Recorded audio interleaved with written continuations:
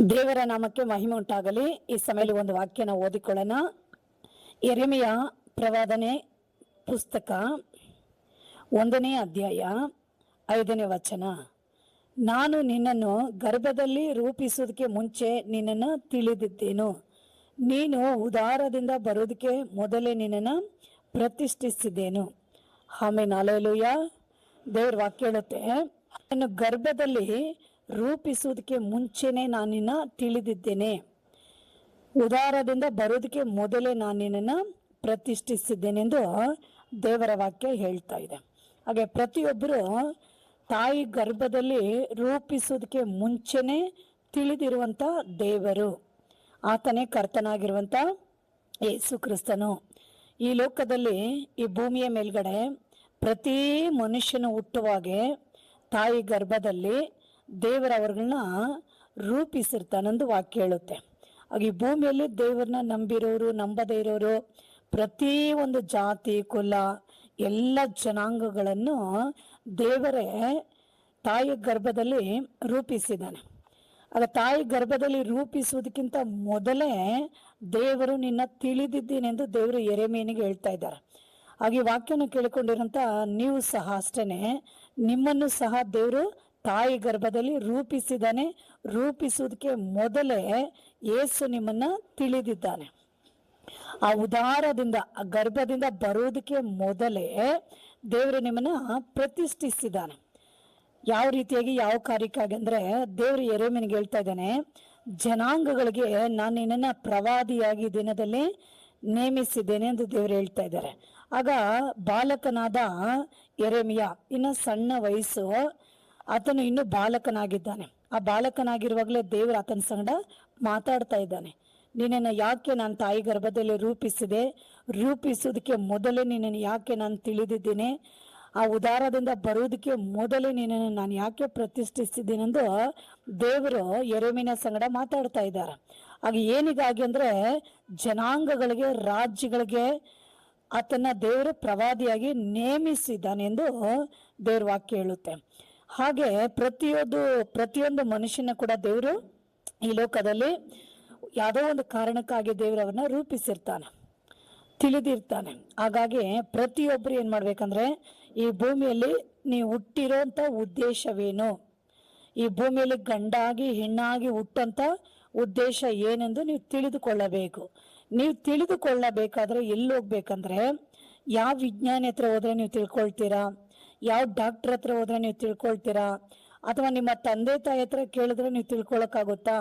ಅವ್ರ ಹತ್ರ ಹೋಗಿ ನಾವು ಕೇಳೋದಾದ್ರೆ ಈ ಲೋಕದ ಕಾರ್ಯಗಳನ್ನ ಕುರಿತು ಅವ್ರು ನಮ್ಗೆ ಹೇಳ್ತಾರೆ ಅಷ್ಟೇ. ಅವರು ಇದನ್ನ ಅರಿಯದೆ ಇರೋದ್ರಿಂದ ಅವ್ರಿಗೂ ಗೊತ್ತಿರೋದಿಲ್ಲ. ಹಾಗಾಗಿ ಯಾರು ಇದನ್ನ ತಿಳಿದಿದ್ದಾರೆ, ಅರ್ತಿದ್ದಾರೆ ಅಂದ್ರೆ ದೇವರು ಒಬ್ಬ ಮಾತ್ರನೇ. ಹಾಗಾಗಿ ಪ್ರತಿಯೊಬ್ಬರು ಹುಟ್ಟೋಕೆ ಕಾರಣವೇನು, ಪ್ರತಿಯೊಬ್ಬರನ್ನ ದೇವರು ನೇಮಿಸ್ಕೊಳ್ಳೋಕ್ಕೆ ಕಾರಣವೇನೆಂದು ನಾವು ಎಲ್ಲಿ ಹೋಗಿ ಕೇಳಬೇಕಂದ್ರೆ ದೇವರ ಬಳಿಯಲ್ಲೇ ಕೇಳಬೇಕು. ನಾವು ಸರ್ವಶಕ್ತನಾಗಿರುವಂಥ, ಸೃಷ್ಟಿಕರ್ತನಾಗಿರುವಂಥ ದೇವರ ಬಳಿಗೆ ಕೇಳಬೇಕು. ದೇವರ ಹತ್ರ ಹೋಗಿ ಹೇಗೆ ನಾನು ಕೇಳಲ್ಲ ಅಂದ್ರೆ, ದೇವರು ನಮಗೆ ಆ ಒಂದು ಸತ್ಯವೇದ ಗ್ರಂಥವನ್ನ ನಮ್ಮ ಕೈನಲ್ಲಿ ದೇವರು ಕೊಟ್ಟಿದ್ದಾನೆ. ಆಗ ಪ್ರತಿಯೊಬ್ಬರು ಬೈಬಲ್ನ ಓದುವಾಗೆ ದೇವರ ಆ ವಾಕ್ಯಗಳ ಮೂಲಕವಾಗಿ ನಿಮ್ಮ ಸಂಗಡ ಮಾತಾಡ್ತಾರೆ.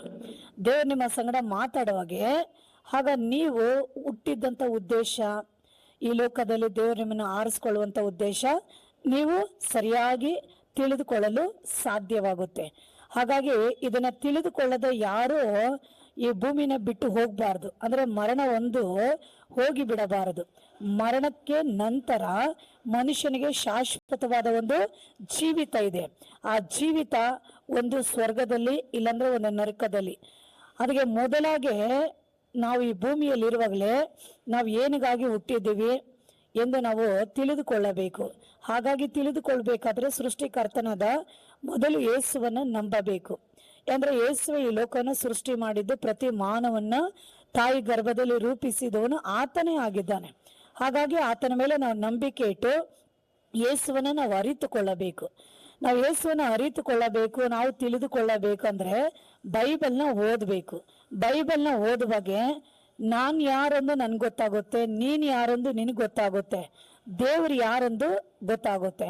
ಹಾಗಾಗಿ ದೇವ್ರ ಬಗ್ಗೆ ನಾವು ತಿಳಿದುಕೊಂಡು ನಮ್ಮ ಬಗ್ಗೆ ನಾವು ತಿಳಿದುಕೊಂಡ್ರೆ ನಮಗೆ ಸ್ಪಷ್ಟವಾಗಿ ಗೊತ್ತಾಗುತ್ತೆ, ನಾನು ಯಾವ ಉದ್ದೇಶಕ್ಕಾಗಿ ಭೂಮಿಯಲ್ಲಿ ಹುಟ್ಟಿದ್ದೀನಿ, ಯಾವ ಉದ್ದೇಶಕ್ಕಾಗಿ ದೇವರು ನನ್ನನ್ನು ಆರಿಸಿಕೊಂಡಿದ್ದಾನೆಂದು ನಾವು ತಿಳಿದುಕೊಳ್ಳಲು ಸಾಧ್ಯ.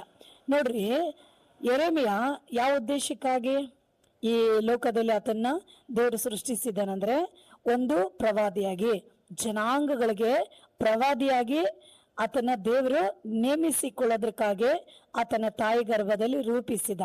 ನಿಮ್ಮನ್ನು ಸಹ ಈ ಲೋಕದಲ್ಲಿ ಯಾವ ಒಂದು ಕಾರ್ಯಕ್ಕಾಗಿ, ಕೆಲಸಕ್ಕಾಗಿ ದೇವರು ನೇಮಿಸ್ತಾನೆ ಎಂದು ನೀವು ತಿಳಿದುಕೊಳ್ಳಬೇಕಾದ್ರೆ ಮೊದಲು ದೇವರ ನಂಬಿ ಪ್ರಾರ್ಥನೆ ಮಾಡಿ ಬೈಬಲ್ ಓದಿ ನಾವು ದೇವರ ಬಳಿಯಲ್ಲಿ ವಿಚಾರಿಸುವಾಗೆ ಆತನು ನಿಮ್ಮನ್ನು ಕುರಿತು ಮಾತನಾಡುತ್ತಾನೆ.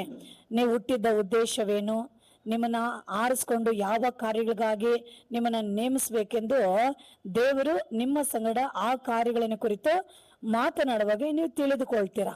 ಆಗ ನೀವು ಆ ಕಾರ್ಯಗಳಿಗಾಗಿ ನೀವು ಆರಿಸಲ್ಪಟ್ಟು ನೀವು ಉಪಯೋಗಿಸಲ್ಪಡುವುದಾದ್ರೆ ಈ ಭೂಮಿ ಮೇಲೆ ನಿಮ್ಮ ಹುಟ್ಟು, ನಿಮ್ಮ ಜೀವಿತ, ದೇವರ ಉದ್ದೇಶ ನೆರವೇರುತ್ತೆ. ಆ ಮರಣದ ನಂತರ ನೀವು ಅದನ್ನು ಸರಿಯಾಗಿ ತಿಳಿದುಕೊಳ್ಳಬಹುದು. ಆಮೇಲೆ ಹಲ್ಲೆಲೂಯಾ. ಹೀಗಾಗಿ ಪ್ರತಿಯೊಬ್ಬರು ಮೊದಲು ದೇವರನ್ನ ಬಹಳವಾಗಿ ನಂಬಬೇಕು.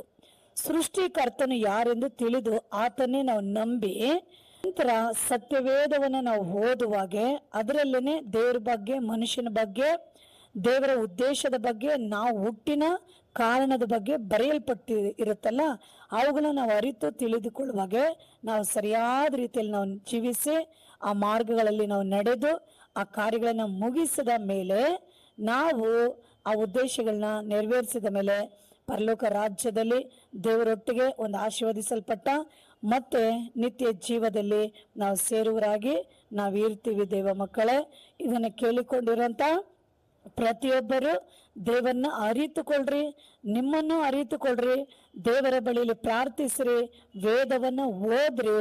ನಿಮ್ಮನ್ನ ನೀವು ತಿಳಿದು ದೇವರು ಏನಿಗಾಗಿ ಈ ಲೋಕದಲ್ಲಿ ನಿಮ್ಮನ್ನ ಉಂಟು ಮಾಡಿದ್ದಾನೆ, ಏನಿಗಾಗಿ ಆರಿಸಿಕೊಂಡಿದ್ದಾನೆ, ಇದನ್ನೆಲ್ಲ ನೀವು ತಿಳಿಯಬೇಕು. ಹಾಗಾಗಿ ಈ ವಾಕ್ಯ ಕೇಳಿಕೊಂಡಿರೋಂಥ ಎಲ್ಲ ಮಕ್ಕಳೇ ಜ್ಞಾನವಾಗಿ ಈ ಕಾರ್ಯಗಳನ್ನ ಹುಡುಕ್ರಿ, ಅರಿತುಕೊಳ್ರಿ. ಕರ್ತನಿಗಾಗಿ, ಯೇಸುಗಾಗಿ ಉಪಯೋಗಿಸಲ್ಪಡ್ರಿ. ಯೇಸು ಈ ಲೋಕಕ್ಕೆ ಬೇಗ ಬರ್ತಾ ಇದ್ದಾನೆ. ಪ್ರತಿಯೊಬ್ಬರು ದೇವ್ರ ಮುಂದೆ ನಿಲ್ಬೇಕು. ಆತನ ಲೆಕ್ಕ ಕೇಳುವಾಗೆ ಪ್ರತಿಯೊಬ್ಬರು ಉತ್ತರ ಕೊಡುವರಾಗಿರ್ಬೇಕು. ಈ ವಾಕ್ಯ ಕೇಳಿರೋಂಥ ಪ್ರತಿಯೊಬ್ಬರನ್ನ ದೇವರು ಆಶೀರ್ವದಿಸಲಿ. ಸಣ್ಣ ಪ್ರಾರ್ಥನೆ ಮಾಡಿಕೊಳ್ಳೋಣ. ಸರ್ವಶಕ್ತನಾಗಿರೋ ದೇವ, ಈ ವಾಕ್ಯವನ್ನು ಕೇಳಿಕೊಂಡಿರೋಂಥ ಎಲ್ಲ ಮಕ್ಕಳನ್ನ ನೀನು ಆಶೀರ್ವದಿಸ್ರಿ. ಅವ್ರು ಏನಿಗಾಗಿ ಲೋಕದಲ್ಲಿ ಅಪ್ಪ ನಿನ್ನ ಮೂಲಕವಾಗಿ ಉಂಟು ಮಾಡಲ್ಪಟ್ಟಿದ್ದಾರೋ, ಆರಿಸಲ್ಪಟ್ಟಿದ್ದಾರೋ, ಅವರ ಉದ್ದೇಶ ದೇವರೇ, ನಿನ್ನ ಉದ್ದೇಶವೇನೆಂದು ಅರಿತುಕೊಳ್ಳಕ್ಕೆ ಅವ್ರಿಗೆ ನೀನು ಸಹಾಯ ಮಾಡ್ರಿ. ಮತ್ತು ಅವರೆಲ್ಲರಿಗೂ ಆತ್ಮಿಕ ರೀತಿಯಲ್ಲಿ ದೇವರ ಸತ್ಯದ ಪರಿಜ್ಞಾನವನ್ನು ಕೊಟ್ಟು ಅದನ್ನು ಅರಿತು ಮಾಡುವರಾಗಿರೋಕ್ಕೆ ನೀನು ಸಹಾಯ ಮಾಡಿ ಎಲ್ಲಾನು ನಡೆಸಿ ಆಶೀರ್ವದಿಸ್ರಿ. ಪ್ರಾರ್ಥನೆ ಕೇಳಾಗೆ ಮಾಡಿದ್ಗ ಸ್ತೋತ್ರ. ಎಲ್ಲ ಮಹಿಮೆ ಯೇಸು ರಾಜ ನಿನಗೆ ಅಪ್ಪ, ಯೇಸು ನಾಮದಲ್ಲಿ ತಂದೆ, ಆಮೇನ್. ಈ ವಾಕ್ಯ ಕೇಳಿಕೊಂಡಿರೋಂಥ ಪ್ರತಿಯೊಬ್ಬರು ಲೈಕ್ ಮಾಡಿ, ಶೇರ್ ಮಾಡಿ. God bless you. ಆಮೇನ್.